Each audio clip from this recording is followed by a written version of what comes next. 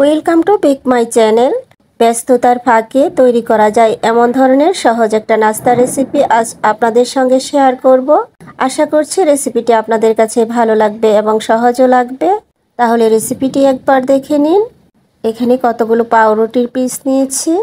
পাউরুটির পিসগুলোকে কেটে নিব।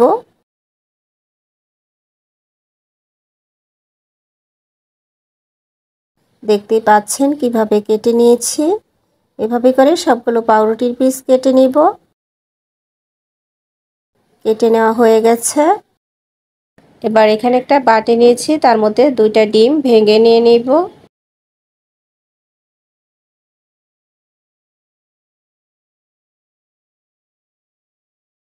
দিয়ে দিব হাফ গ্লাস তরল দুধ, 1 টেবিল চামচ চিনি দিয়ে দিব, আর সামান্য লবণ দিয়ে দিব। সব কিছু দেওয়া হয়ে গেলে একটা হ্যান্ড উইস্ক দিয়ে ভালোভাবে মিক্স করে নিতে হবে। ডিম দুধ একসঙ্গে ভালোভাবে মিক্স করে নিয়েছি। এবার মিশ্রণটাকে একটা সাইডে রেখে চুলায় একটা ফ্রাই প্যান বসিয়ে দিয়েছি। তার মধ্যে অল্প পরিমাণ সয়াবিন তেল দিয়ে দিব, আর হালকা করে বাটার ব্রাশ করে নিব। বাটার ব্রাশ করা হয়ে গেলে এবার ডিম দুধের মিশ্রণের মধ্যে পাউরুটির পিস ডুবিয়ে নিয়ে দ্রুতই ফ্রাই প্যানে দিয়ে দিতে হবে, আর চুলার আঁচটা একেবারে কমিয়ে রাখতে হবে।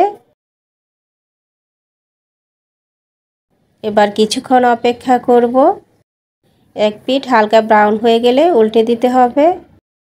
এক পিঠ হালকা ব্রাউন হয়ে গেছে, এবার উল্টে নিচ্ছি। সবগুলো পাউরুটির পিস উল্টে নেওয়ার পর আবারও 1 মিনিটের মতো অপেক্ষা করব। এভাবে করে সবগুলো পাউরুটির পিস টোস্ট করে নেব। সবগুলো পাউরুটির পিস টোস্ট করা হয়ে গেছে। এবার পরিবেশন করে নিব। আশা করছি ঝটপট তৈরি করে নেওয়া হেলদি নাস্তার এই রেসিপিটি আপনাদের কাছে ভালো লেগেছে। আর যদি ভালো লেগেই থাকে তাহলে লাইক আর কমেন্টস করতে একদমই ভুলে যাবেন না। চ্যানেলে নতুন হয়ে থাকলে লাইক, কমেন্ট, সাবস্ক্রাইব করে পাশে থাকবেন।